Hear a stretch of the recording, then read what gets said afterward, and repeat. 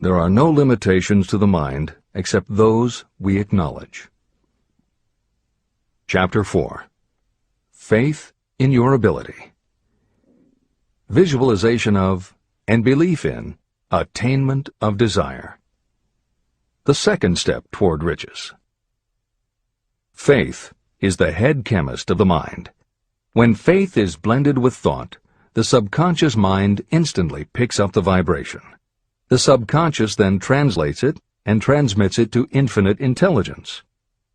The emotions of faith, love, and sex are the most powerful of all the major positive emotions. When the three are blended, they have the effect of coloring thought in such a way that it instantly reaches the subconscious mind. There, it is changed into a form that induces a response from infinite intelligence. Editor's comments. In the preceding paragraph, Napoleon Hill uses two terms, faith and infinite intelligence, both of which may convey to the reader a religious connotation that Hill did not intend. The following will define the meaning of the words as Hill uses them in the following chapter. In modern usage, the word faith has become almost interchangeable with religious belief, which is not the way Hill uses the word. Faith, as it is used here, means having confidence, trust, and an absolute unwavering belief that you can do something. And in order for you to have faith in yourself as Hill means it, it has to be true on a subconscious level.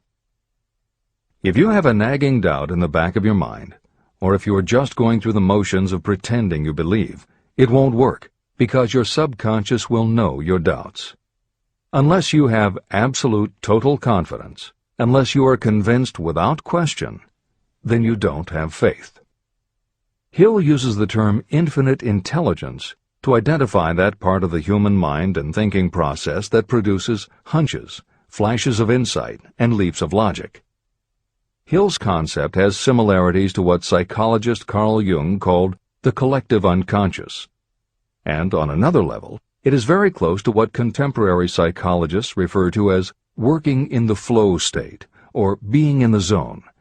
Infinite intelligence is discussed in greater depth in later chapters.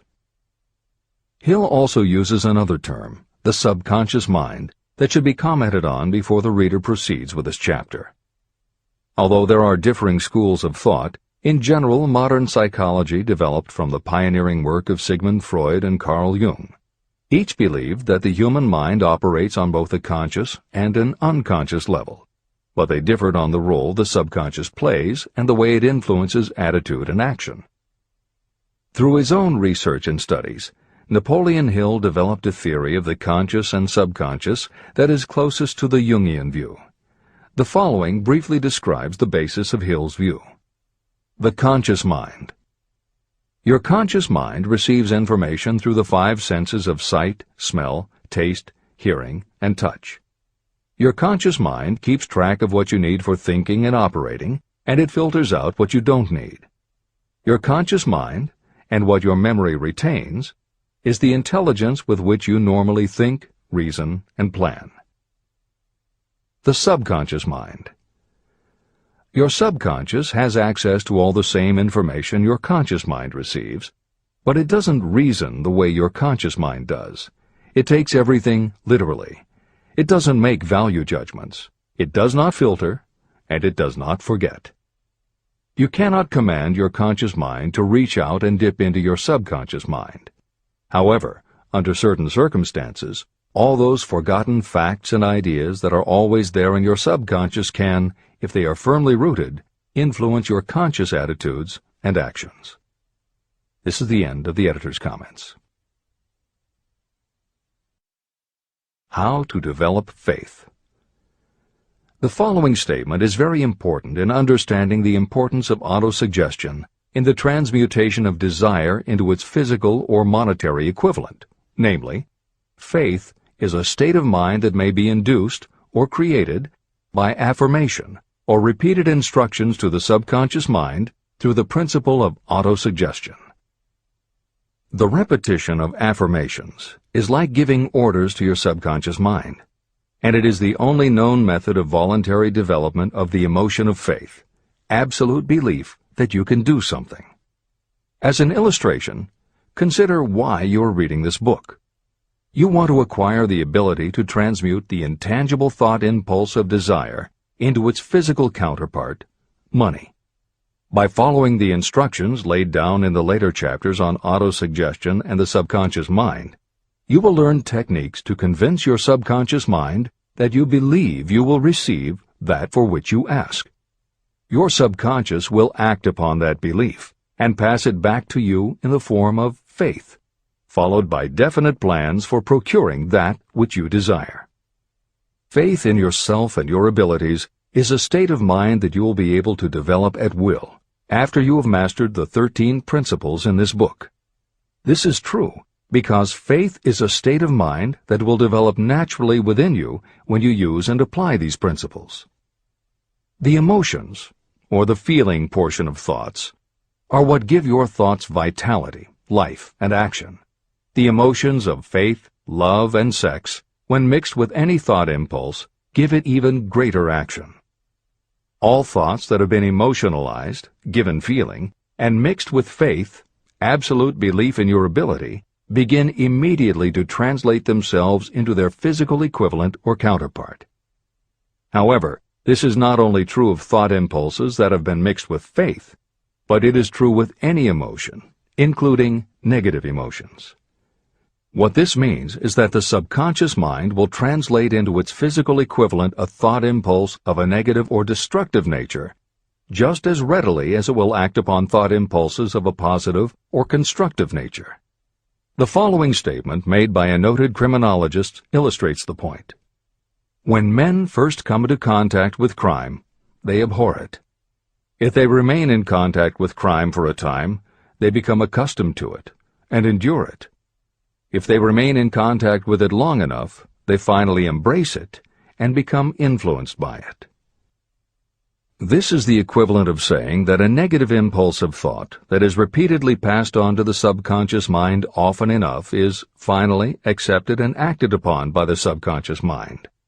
The subconscious then proceeds to translate that impulse into its physical equivalent by the most practical procedure available. This also accounts for the strange phenomenon that so many millions of people experience, referred to as bad luck. There are millions of people who believe themselves doomed to poverty and failure because of some strange force they call bad luck, over which they believe they have no control. But the truth is that they are the creators of their own misfortunes, because this negative belief in bad luck is picked up by the subconscious mind and translated into its physical equivalent. Your belief, or faith, is the element that will determine the action of your subconscious mind. Once again, let me stress that you will benefit by passing on to your subconscious mind any desire that you wish translated into its physical or monetary equivalent in a state of expectancy or belief that the transmutation will actually take place. The subconscious mind will transmute into its physical equivalent, by the most direct and practical way available, any order that is given to it in a state of belief or faith that the order will be carried out. At this point, it should also be noted that because of the way that the subconscious operates, there is nothing to stop you from deceiving your subconscious mind when giving it instructions through autosuggestion. That is what I did when I deceived my son's subconscious mind. To make this deception more realistic, when you call upon your subconscious mind, you must conduct yourself just as you would if you were already in possession of the material thing that you are demanding. Editor's comments. It is an axiom of contemporary motivation theory that the subconscious mind cannot distinguish between what is real and what is vividly imagined. One of the most frequently cited studies supporting this concept was done with a group of basketball players. The players were divided into 3 teams, and the players on each team were tested on their ability to make free throws. The teams were then separated for a period of time, and each team was given instructions which they were told would improve their abilities. One team was instructed to practice making baskets on a daily basis. The second team was instructed not to practice during the period and not to even think about basketball. The third team was also instructed not to practice during the period. but instead the members were told to spend their daily practice time visualizing in detail the process of making baskets. At the end of the experiment, the teams were again tested. The team that rested showed a decrease in ability. The team that practiced showed a marked increase in ability. And the team that didn't practice, but visualized making baskets, showed an increase in ability almost equal to those who had practiced daily. As Hill says, you can deceive your subconscious through autosuggestion. If you convincingly plant an idea in your subconscious will accept and work with the idea as though it were a fact. But the key word is convincingly. If you try to send a message to your subconscious, but in the back of your mind you have a nagging doubt whether it will work, your subconscious will pick that up also. You will have sent mixed messages that cancel each other out. That is why Hill stresses the importance of doing it with faith. Your subconscious will not judge if it is true or false, positive or negative, but it does respond to the power of the input, how emotionalized the thought is. This is the end of the editor's comment. It is essential for you to encourage the positive emotions as the dominating forces of your mind. But faith in yourself doesn't come from merely reading instructions. Now that you understand the theory, you must begin to apply it. By experimenting and practicing, you will develop your ability to mix faith with any order you give to your subconscious. When you have faith in your ability, then you can give your subconscious mind instructions, which it will accept and act upon immediately. When your mind is dominated by positive emotions, it will encourage the state of mind known as faith. Faith in yourself is a state of mind that you can create by autosuggestion.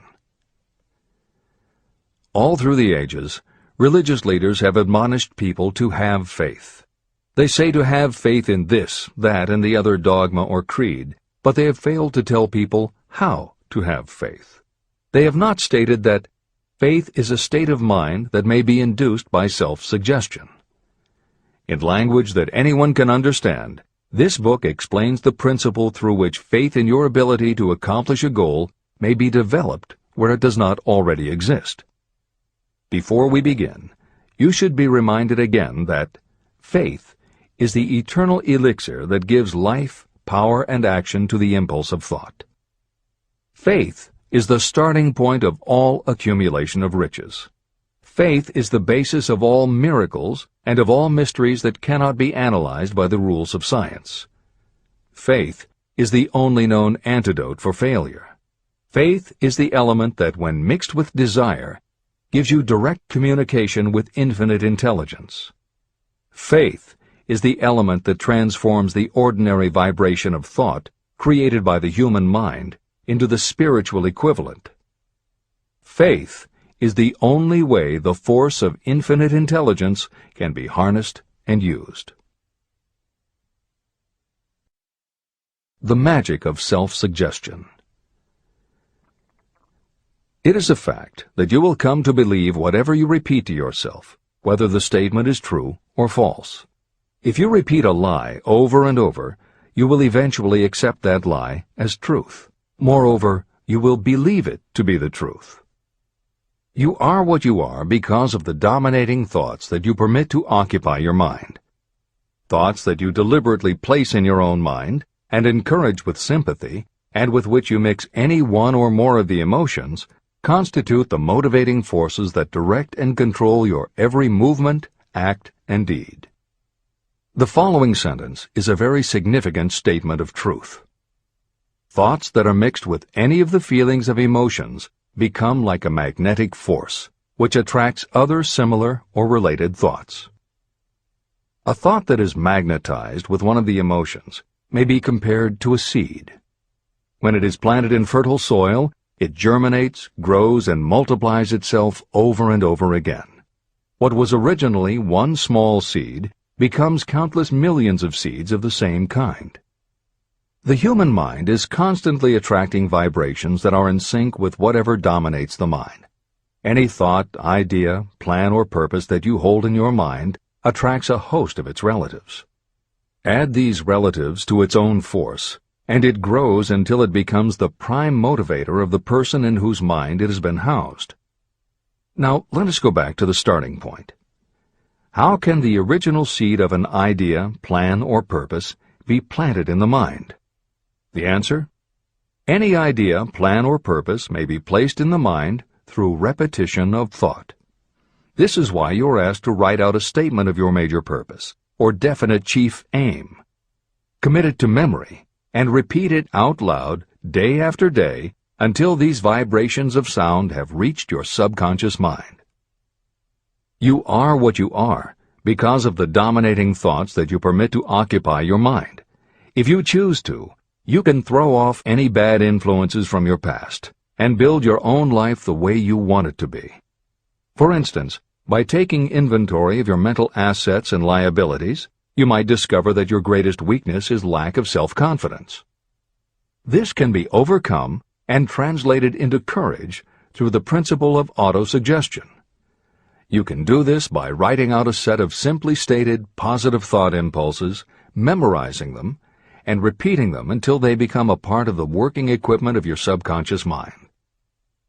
The following is an example for someone whose definite purpose is to overcome a lack of self-confidence. Self-confidence formula. 1.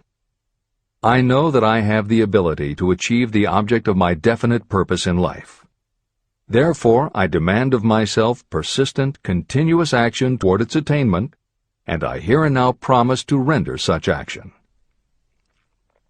2.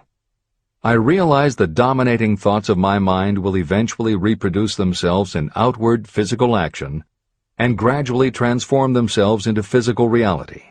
Therefore, I will concentrate my thoughts for 30 minutes each day, visualizing the person I intend to become. In this way, I will create in my mind a clear mental picture. 3. I know, through the principle of autosuggestion, that any desire I persistently hold in my mind will eventually find some practical means of attaining my objective. Therefore, I will devote 10 minutes daily to demanding of myself the development of self-confidence. 4. I have clearly written down a description of my definite chief aim in life, and I will never stop trying until I have developed sufficient self-confidence for its attainment. 5. I fully realize that no wealth or position can last unless it is built upon truth and justice. Therefore, I will engage in no transaction that does not benefit all whom it affects. I will succeed by attracting to myself the forces I wish to use and the cooperation of others.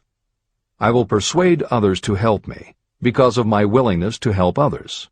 I will eliminate hatred, envy, jealousy, selfishness, and cynicism by developing love for all humanity, because I know that a negative attitude toward others can never bring me success. I will cause others to believe in me because I will believe in them and in myself.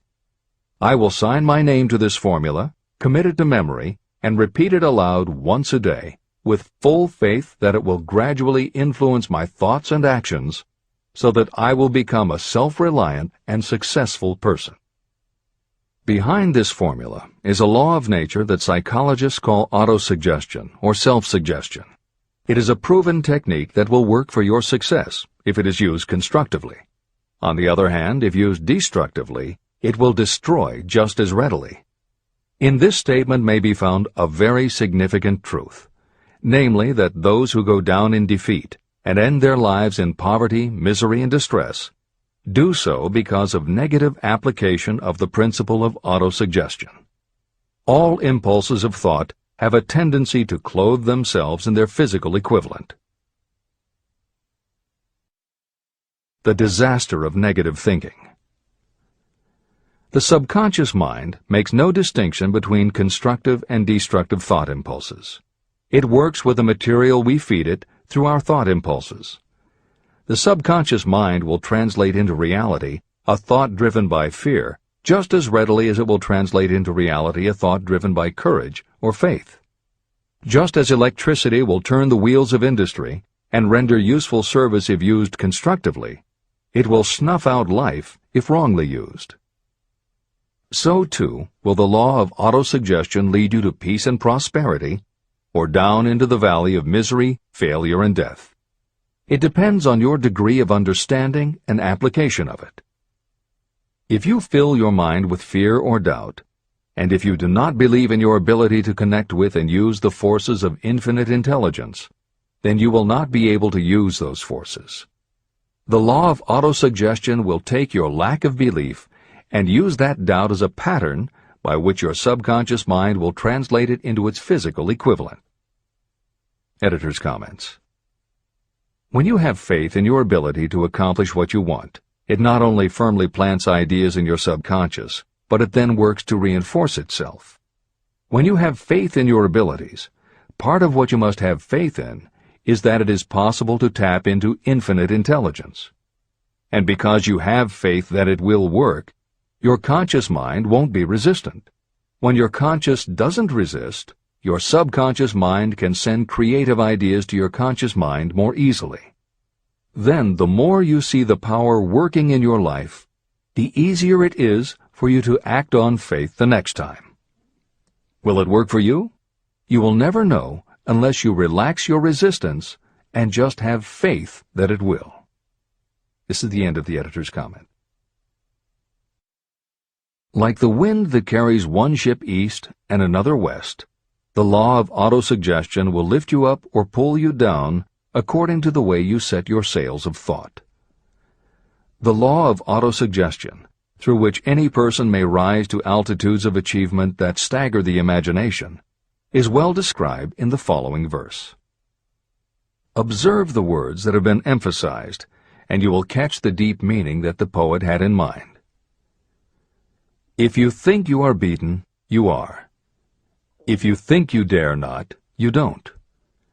If you like to win, but you think you can't, it is almost certain you won't. If you think you'll lose, you're lost. For out in the world we find, success begins with a fellow's will. It's all in the state of mind. If you think you are outclassed, you are. You've got to think high to rise. You've got to be sure of yourself before you can ever win a prize. Life's battles don't always go to the stronger or faster man, but soon or late the man who wins is the man who thinks he can. Editor's comments.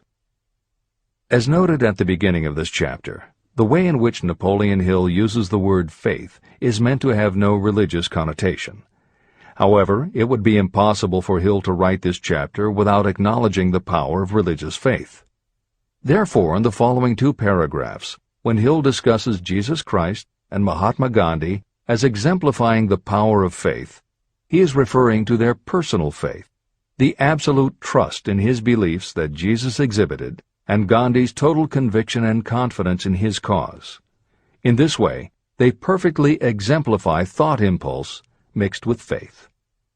This is the end of the editor's comment. If you wish evidence of the power of faith, study the achievements of men and women who have employed it. At the head of the list comes the Nazarene. The basis of Christianity is faith, no matter how many people may have perverted or misinterpreted the meaning of this great force. The sum and substance of the teachings and the achievements of Christ, which may have been interpreted as miracles, were nothing more nor less than faith. If there are any such phenomena as miracles, they are produced only through the state of mind known as faith. Consider Mahatma Gandhi of India, one of the most astounding examples of the possibilities of faith. Gandhi wielded more potential power than any man living in his time, and he had this power despite the fact that he had none of the orthodox tools of power, such as money, battleships, soldiers, and materials of warfare. Gandhi had no money, no home. He did not own a suit of clothes, but he did have power.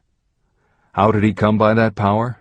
He created it out of his understanding of the principle of faith and through his ability to transplant that faith into the minds of 200 million people. Gandhi accomplished the astounding feat of influencing 200 million minds to coalesce and move in unison as a single mind. What other force on earth, except faith, could do as much.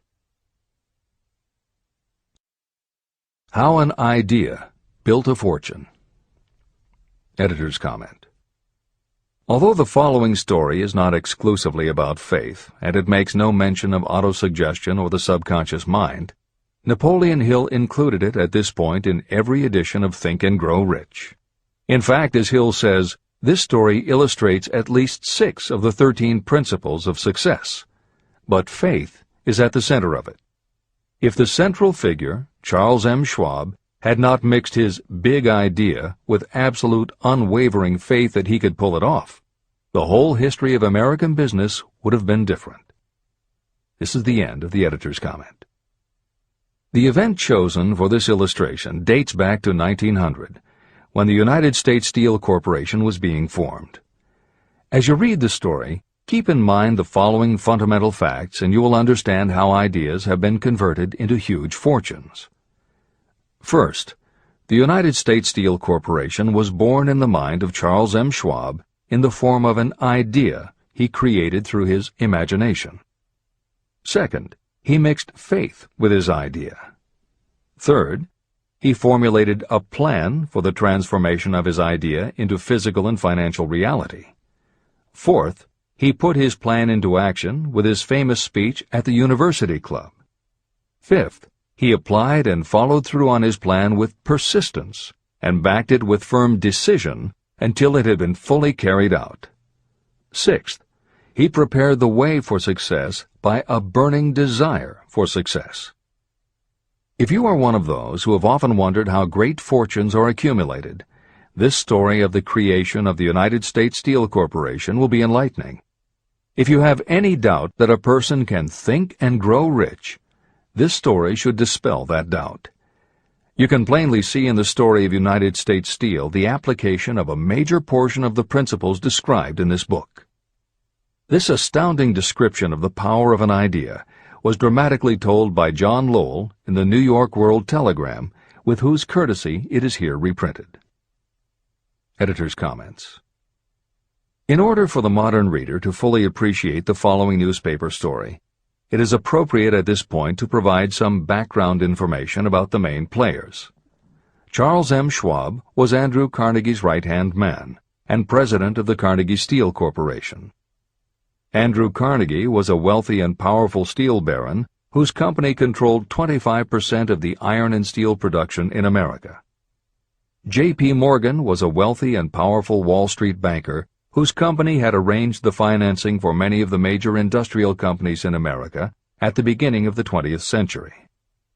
All the reader needs to know about the other men mentioned in the story is that at the beginning of the 20th century, finance, business, and industry were dominated by a few hundred men, most of whom had amassed great fortunes through some connection with the railroads that had opened the country. These people were well known to readers of the New York World Telegram because of their financial influence.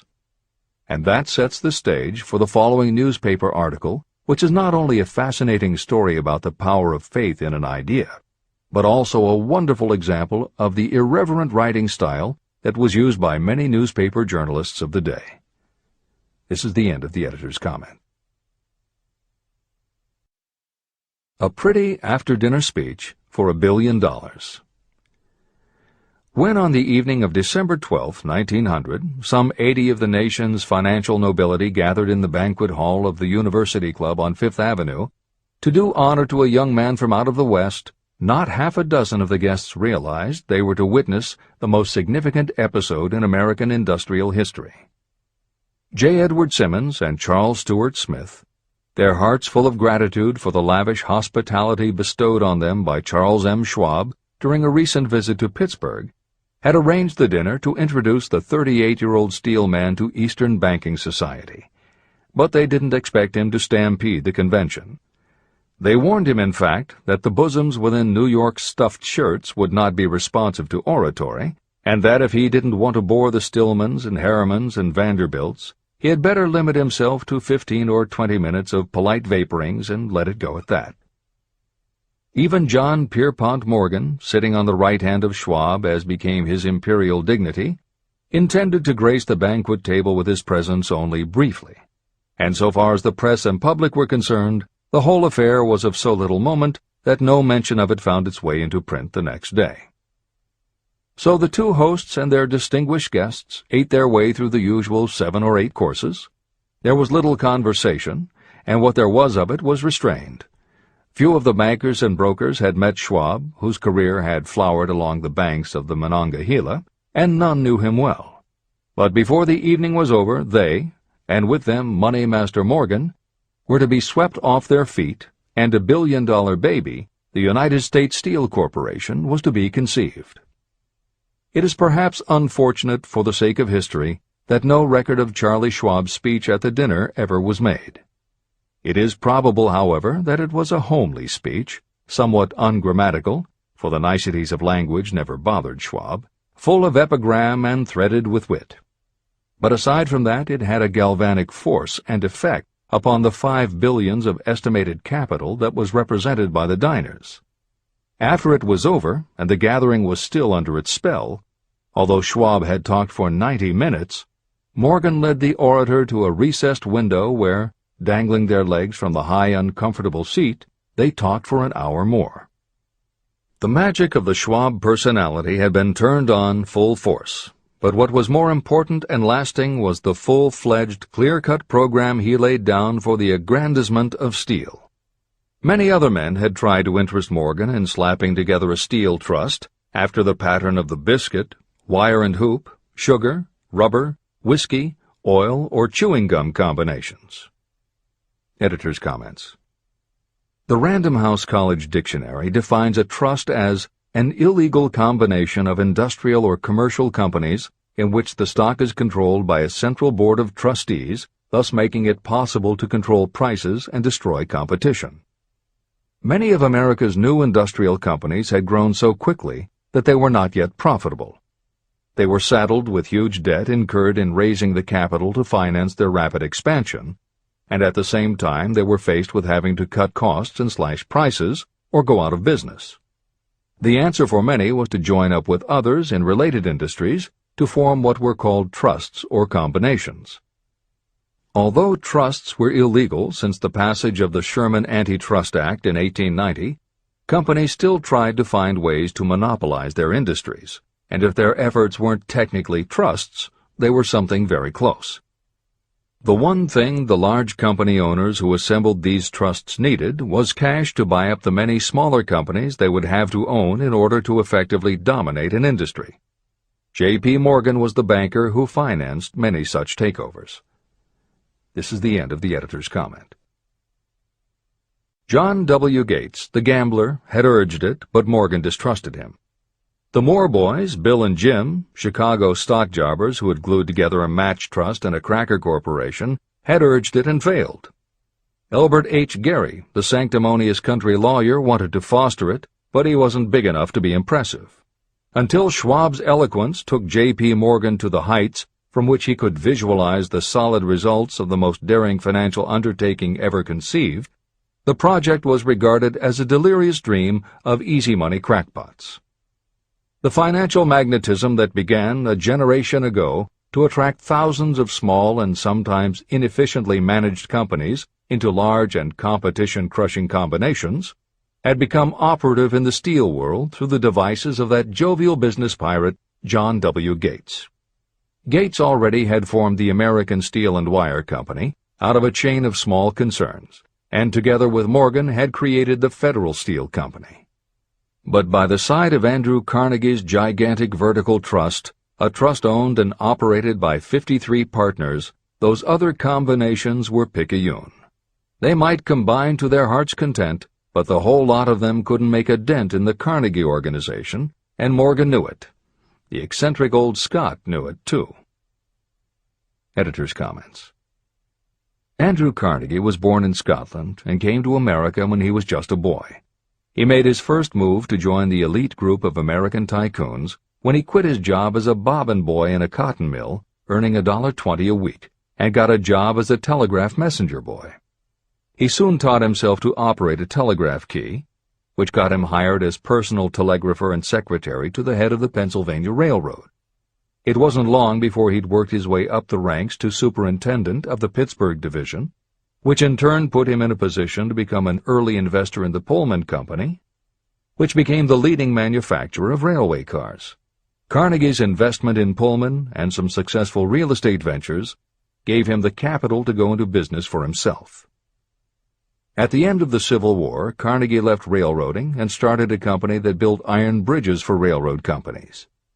From building iron bridges, it was a short step to starting his own steel mill, which led him to acquire control of other steel mills, then his own coal fields to supply his smelters, then his own ore boats and rail lines to haul the ore and coal.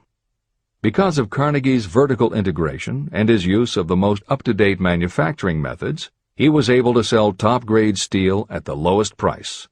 He managed to drop the price of steel from $140 a ton to $20 a ton. By 1899, the Carnegie Steel Company controlled about 25% of the iron and steel production in America. The smaller steel manufacturers couldn't compete with Carnegie, so they went to J.P. Morgan for help.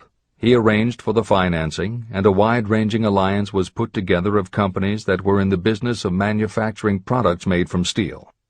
Part of the deal was that they would not buy steel from Carnegie. Andrew Carnegie was not about to be put out of business by a collection of small companies. He announced that he would buy or build his own manufacturing companies to produce finished goods made of steel. This is the end of the editor's comments, and the New York World Telegram story continues. From the magnificent heights of Skibo Castle he had viewed, first with amusement and then with resentment, the attempts of Morgan's smaller companies to cut into his business. When the attempts became too bold, Carnegie's temper was translated into anger and retaliation. He decided to duplicate every mill owned by his rivals. Hitherto, he hadn't been interested in wire, pipe, hoops, or sheet. Instead, he was content to sell such companies the raw steel and let them work it into whatever shape they wanted. Now, with Schwab as his chief and able lieutenant, he planned to drive his enemies to the wall. So it was that in the speech of Charles M. Schwab, Morgan saw the answer to his problem of combination. A trust without Carnegie, giant of them all, would be no trust at all. A plum pudding, as one writer said, without the plums. Schwab's speech on the night of December 12, 1900, undoubtedly carried the inference, though not the pledge, that the vast Carnegie enterprise could be brought under the Morgan tent. He talked of the world future for steel, of reorganization for efficiency, of specialization, of the scrapping of unsuccessful mills and concentration of effort on the flourishing properties, of economies in the ore traffic, of economies in overhead and administrative departments, of capturing foreign markets. More than that, he told the buccaneers among them wherein lay the errors of their customary piracy. Their purposes, he inferred, had been to create monopolies, raise prices, and pay themselves fat dividends out of privilege. Schwab condemned the system in his heartiest manner.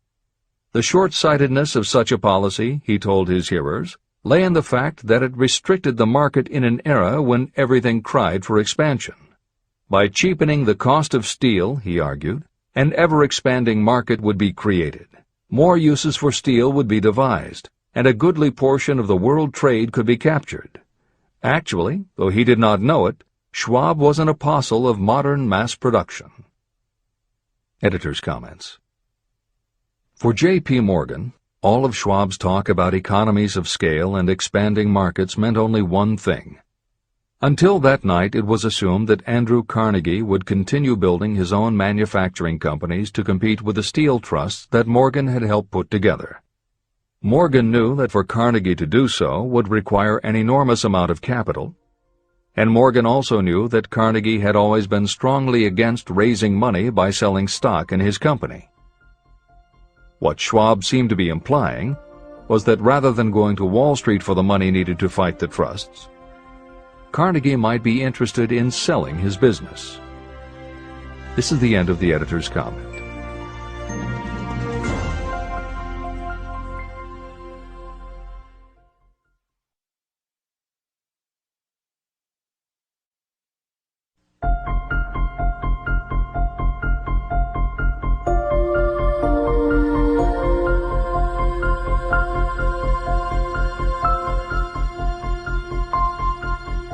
New York World Telegram story continues. So the dinner at the University Club came to an end. Morgan went home to think about Schwab's rosy predictions. Schwab went back to Pittsburgh to run the steel business for Andrew Carnegie, while Gary and the rest went back to their stock tickers to fiddle around in anticipation of the next move. It was not long coming. It took Morgan about 1 week to digest the feast of reason Schwab had placed before him. When he had assured himself that no financial indigestion was to result, he sent for Schwab, and found that young man rather coy. Mr. Carnegie, Schwab indicated, might not like it if he found his trusted company president had been flirting with the Emperor of Wall Street, the street upon which Carnegie was resolved never to tread. Then it was suggested by John W. Gates, the go-between, that if Schwab happened to be in the Bellevue Hotel in Philadelphia, J.P. Morgan might also happen to be there. When Schwab arrived, however, Morgan was inconveniently ill at his New York home, and so on the elder man's pressing invitation, Schwab went to New York and presented himself at the door of the financier's library. Now, certain economic historians have professed the belief that from the beginning to the end of the drama, the stage was set by Andrew Carnegie, that the dinner to Schwab, the famous speech, the Sunday night conference between Schwab and the Money King, were events arranged by the canny Scot. The truth is exactly the opposite. When Schwab was called in to consummate the deal, he didn't even know whether the little boss, as Andrew was called, would so much as listen to an offer to sell, particularly to a group of men whom Andrew regarded as being endowed with something less than holiness. But Schwab did take into the conference with him, in his own handwriting, 6 sheets of copperplate figures, representing to his mind the physical worth and the potential earning capacity of every steel company he regarded as an essential star in the new metal firmament. 4 men pondered over these figures all night. The chief, of course, was Morgan, steadfast in his belief in the divine right of money. With him was his aristocratic partner, Robert Bacon, a scholar and a gentleman. The third was John W. Gates, whom Morgan scorned as a gambler and used as a tool. The fourth was Schwab, who knew more about the processes of making and selling steel than any whole group of men then living. Throughout that conference, the Pittsburgher's figures were never questioned. If he said a company was worth so much, then it was worth that much and no more. He was insistent, too, upon including in the combination only those concerns he nominated. He had conceived a corporation in which there would be no duplication, not even to satisfy the greed of friends who wanted to unload their companies upon the broad Morgan shoulders. When dawn came, Morgan rose and straightened his back. Only one question remained. "Do you think you can persuade Andrew Carnegie to sell?" he asked. "I can try," said Schwab. "If you can get him to sell, I will undertake the matter," said Morgan. So far, so good. But would Carnegie sell? How much would he demand? Schwab thought about $320 million. What would he take payment in? Common or preferred stocks? Bonds? Cash? Nobody could raise $1/3 billion in cash. There was a golf game in January on the frost-cracking heath of the St. Andrews Links in Westchester, with Andrew bundled up in sweaters against the cold and Charlie talking volubly as usual to keep his spirits up.